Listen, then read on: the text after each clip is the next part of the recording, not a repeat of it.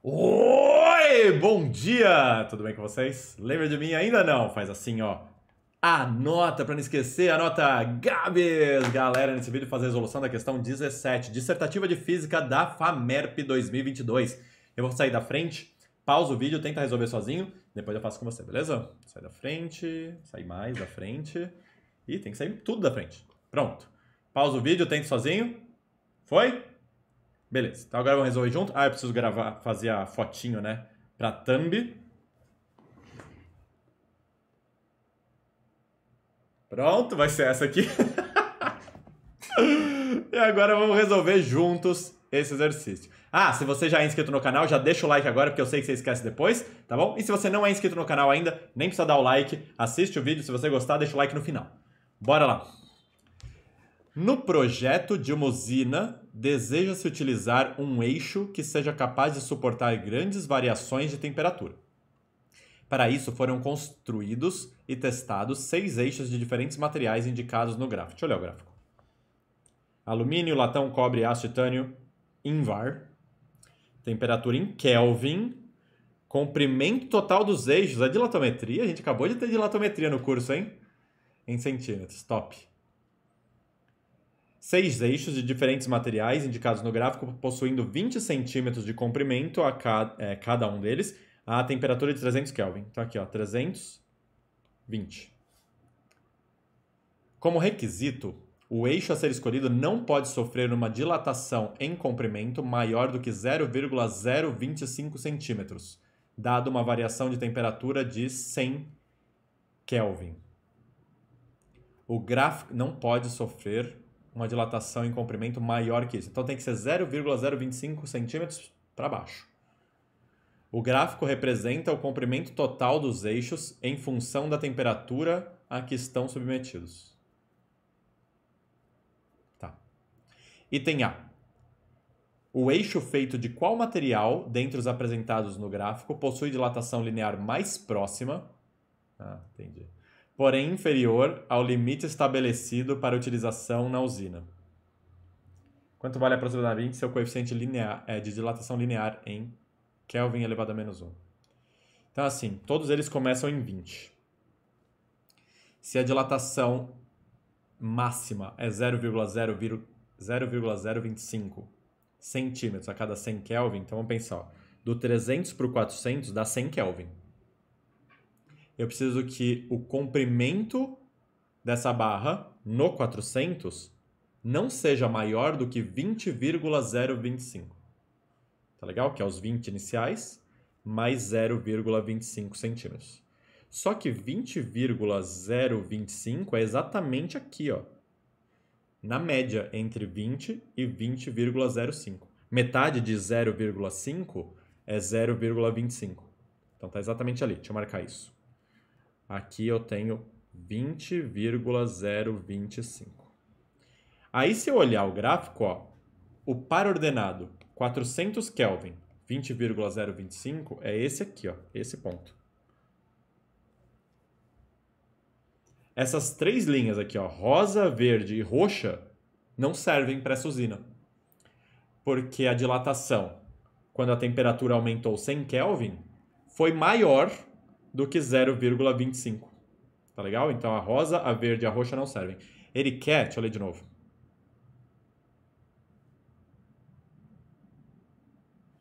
Qual material possui dilatação linear mais próxima, porém inferior ao limite estabelecido?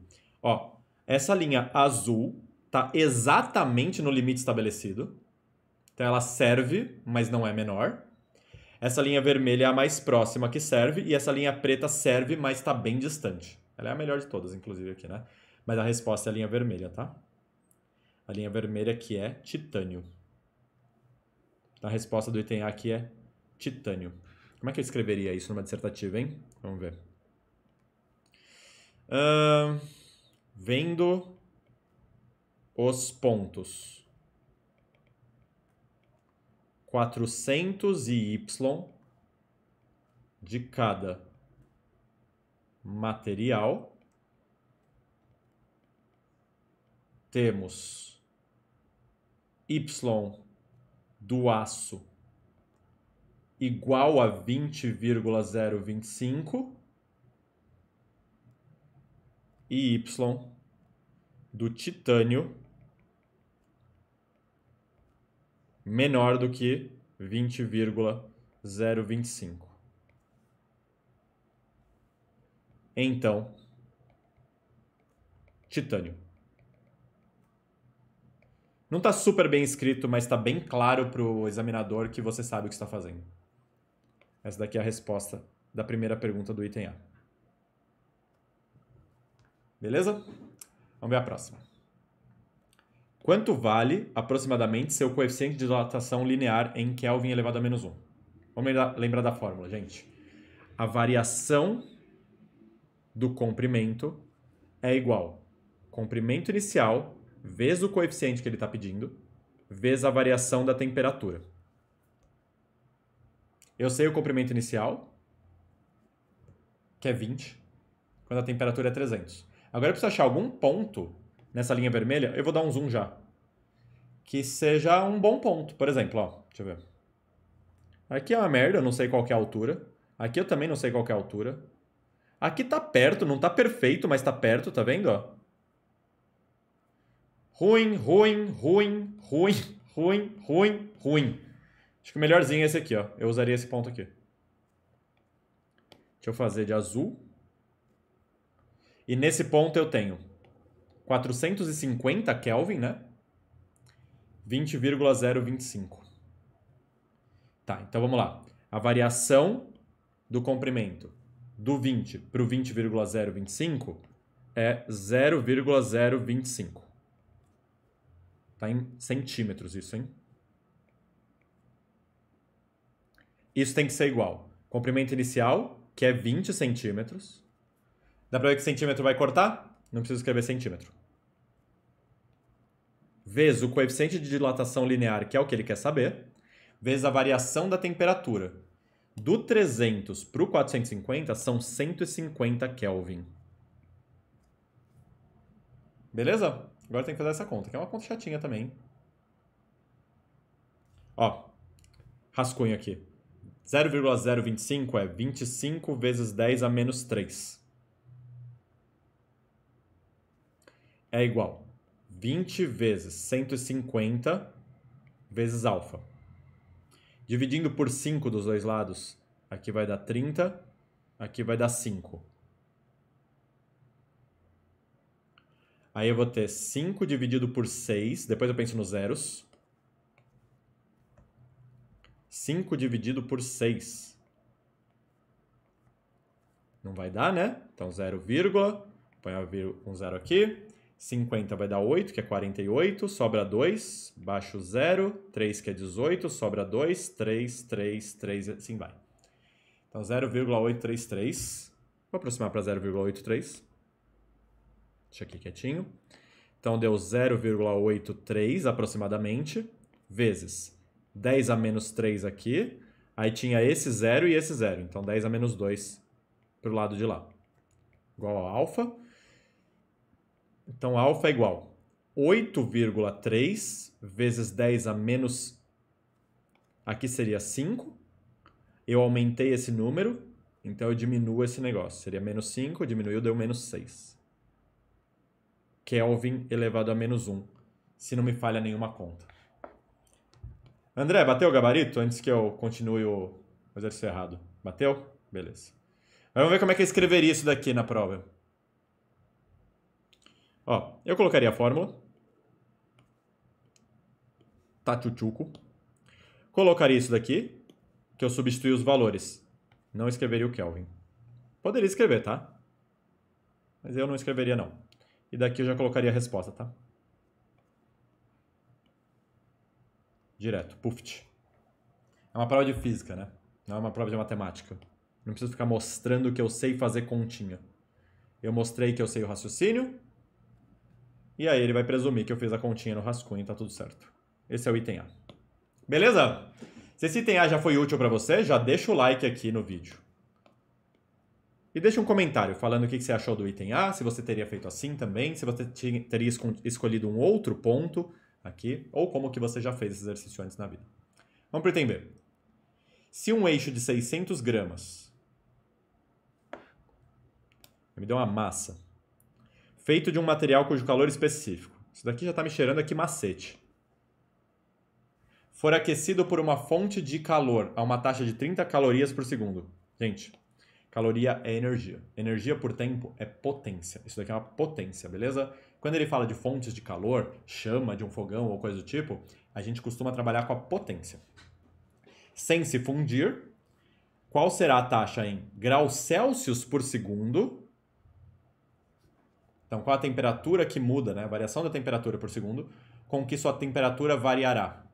Essa é a primeira pergunta, eu vou fazer a primeira sem ler a segunda. Vamos lá. O que eu sei? Eu sei que Q é igual a M vezes C vezes delta θ. Q é a quantidade de calor, energia trocada. Se ele me der a potência, eu vou dividir esse lado por delta T. Só que se eu faço de um lado, eu tenho que fazer do outro. Então eu divido esse lado também por delta T. Isso aqui é a potência. Ele me deu em calorias por segundo. O que ele quer é temperatura por tempo, que é isso.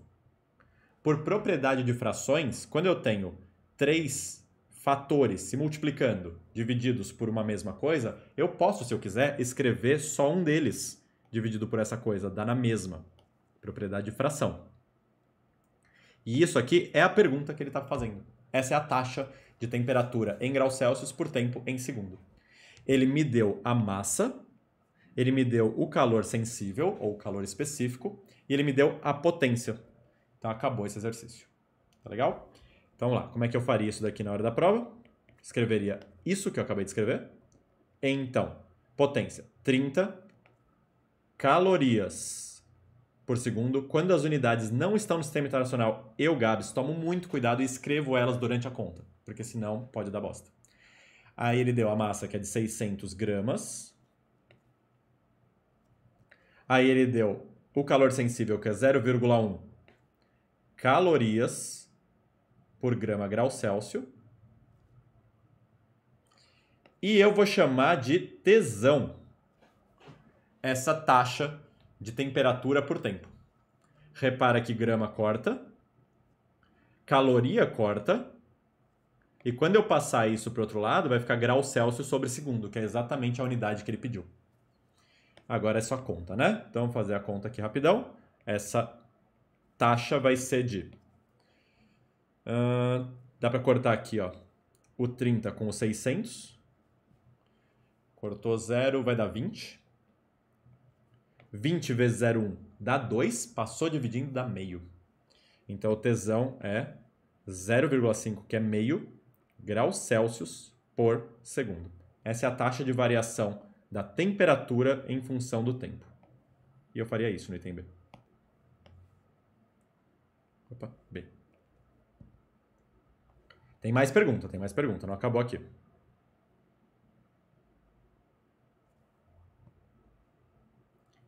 Quanto tempo em segundos é necessário para que sua temperatura seja elevada em 100 graus Celsius? Ele está perguntando quanto tempo demora para que a variação da temperatura seja de 100 graus Celsius. Esse tesão que eu encontrei aqui é a variação da temperatura dividido pela variação do tempo.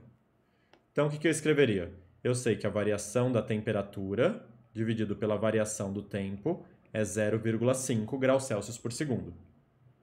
A gente acabou de calcular. Então, a variação do tempo, que é a pergunta, né? Ó, quanto tempo em segundos é necessário para que a temperatura seja elevada de 100 graus Celsius? Ó, colocou aqui ΔT, deixa, passa para lá, passa isso para baixo. Em cima vai ficar 100 graus Celsius e embaixo vai ficar meio. Graus Celsius por segundo. Graus Celsius corta, segundo sobe. Dividir por meio é a mesma coisa que multiplicar por 2 e, portanto, o tempo necessário será de 200 segundos. E isso mata esse exercício. Certo?